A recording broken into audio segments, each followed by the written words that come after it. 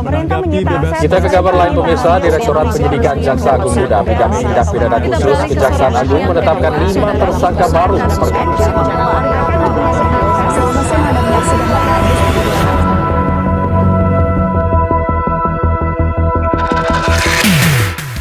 Indonesia merupakan negara yang menjadi rumah bagi lebih dari 270 juta jiwa manusia, dengan ratusan etnis, ribuan pulau, dan beragam bahasa. Indonesia menjadi negeri kepulauan terbesar di dunia. Ia sering dipuji sebagai Zamrud Khatulistiwa yang kaya akan sumber daya alamnya. Namun, di balik semua keindahan itu, tersimpan sebuah pertanyaan besar yang sempat mengguncang wacana publik. Benarkah Indonesia akan bubar di tahun 2030? Isu ini bukan sekadar rumor di warung kopi atau bisikan di forum-forum kecil. Ia pernah muncul dari para tokoh besar, bahkan sempat menghiasi berita nasional dan internasional. Kata-kata itu menciptakan gelombang rasa cemas, sekaligus rasa penasaran. Apakah benar negeri sebesar Indonesia bisa runtuh hanya dalam hitungan tahun? Sejarah dunia mencatat, banyak negara besar yang pernah hilang dari peta, misalnya Uni Soviet. Ia pecah pada awal tahun 1990-an meski dulunya menjadi salah satu kekuatan superpower. Dan ada juga Yugoslavia yang hancur karena konflik etnis, sementara Sudan terbelah menjadi 2 negara. Semua itu menunjukkan bahwa kebesaran sebuah bangsa tidak menjamin keabadian. Namun apakah skenario itu juga bisa terjadi pada Indonesia?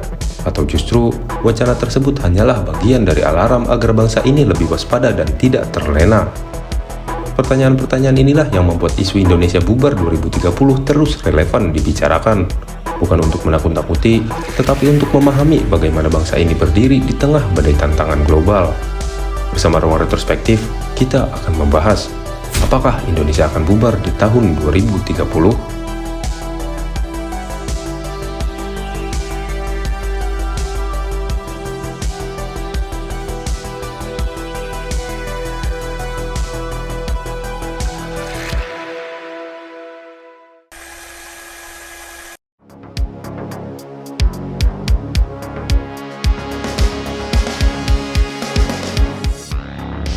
Isu ini pertama kali populer dari sebuah buku berjudul Megatrends Asia, karya futuristik asal Amerika yang ditulis oleh John Naisbitt pada tahun 1996.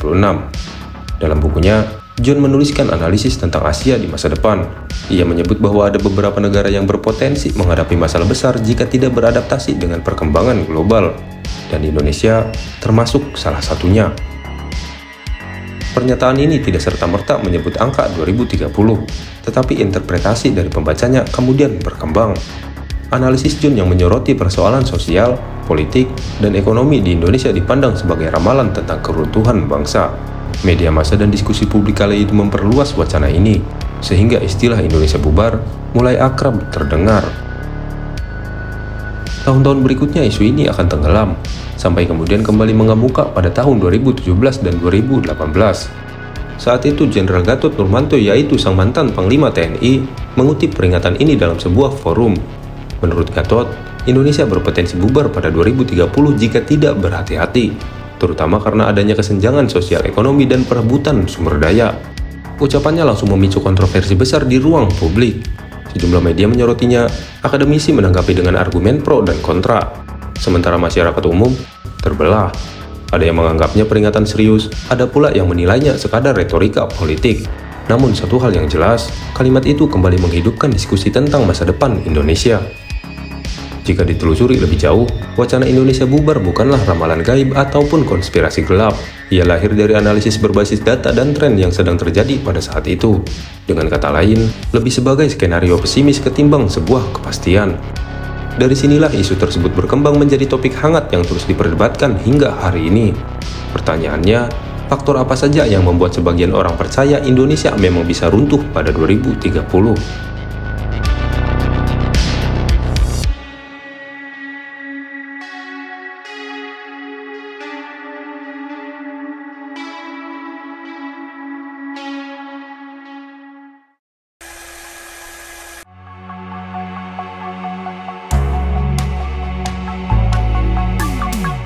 Faktor pertama adalah kesenjangan sosial ekonomi.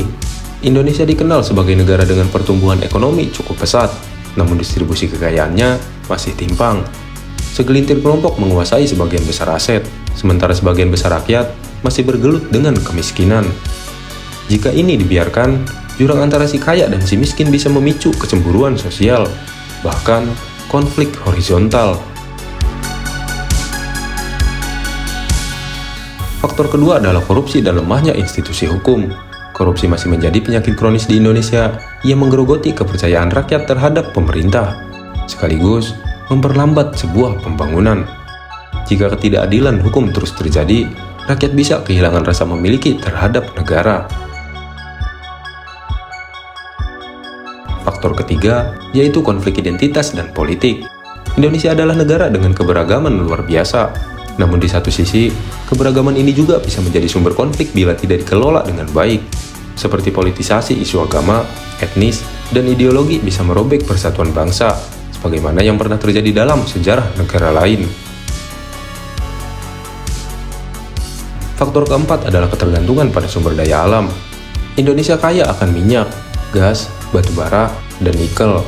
Namun, terlalu bergantung pada komoditas mentah membuat ekonomi rapuh ketika harga dunia anjlok. Ditambah lagi, perebutan sumber daya oleh negara asing bisa melemahkan kedaulatan ekonomi.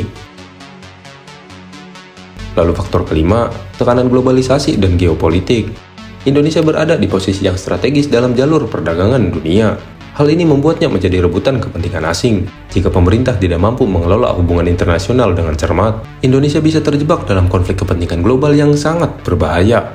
Semua faktor ini jika tidak dikelola dengan baik bisa menjadi alasan mengapa ada yang percaya Indonesia terancam bubar pada 2030. Namun, di sisi lain ada pula data dan analisis yang menunjukkan hal sebaliknya. Indonesia justru berada di jalur untuk menjadi kekuatan besar dunia.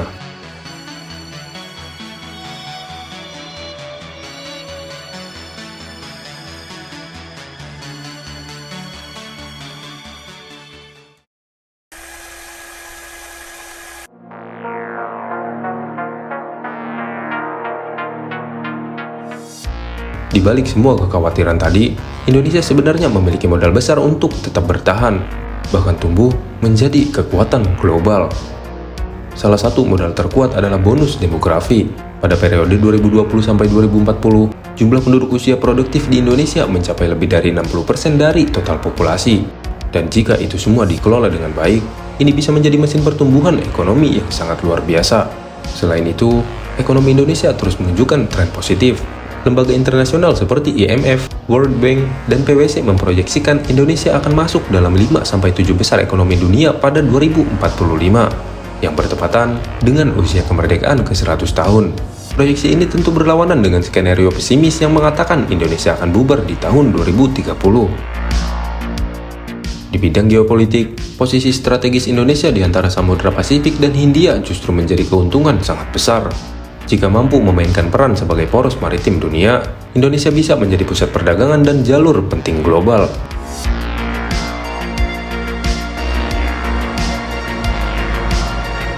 Faktor lain adalah ketahanan budaya dan persatuan bangsa.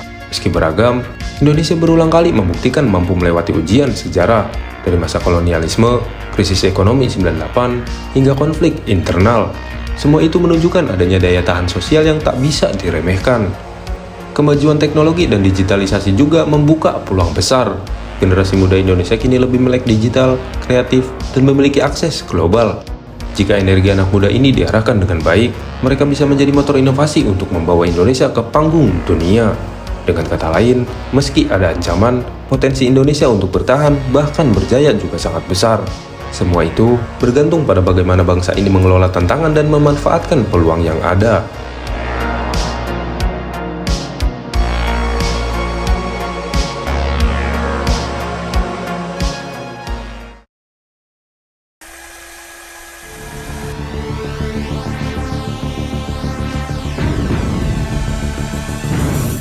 Indonesia bubar 2030 seharusnya tidak kita baca sebagai vonis, melainkan sebagai sebuah peringatan, sebuah pengingat bahwa sebuah bangsa bisa runtuh bila abai terhadap masalahnya sendiri. Namun di tangan yang tepat, peringatan itu bisa menjadi sebuah cambuk untuk memperkuat persatuan dan membangun masa depan yang lebih baik. Sejarah telah menunjukkan bahwa Indonesia bukan bangsa yang mudah tumbang. Dari Sabang sampai Merauke, rakyat pernah berjuang melawan penjajah, melewati krisis, dan tetap berdiri. Itu membuktikan kekuatan sejati bangsa ini ada pada persatuannya. Masa depan Indonesia tidak ditentukan oleh ramalan, melainkan oleh tindakan nyata rakyatnya hari ini.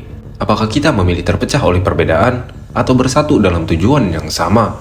Apakah kita terlena oleh kekayaan alam atau mengolahnya untuk generasi mendatang? Tahun 2030 mungkin akan menjadi ujian yang sangat besar, tetapi bukanlah sebuah akhir. Justru bisa menjadi titik awal menjadi Indonesia Emas 2045 jika seluruh elemen bangsa mau bekerja sama. Dan pada akhirnya, pertanyaannya apakah Indonesia akan bubar di tahun 2030? Pertanyaan itu tidak bisa dijawab dengan ya ataupun tidak. Jawabannya ada pada kita semua. Bagaimana kita menjaga negeri ini agar tetap berdiri, bukan hanya hari ini, tetapi untuk 100 tahun ke depan.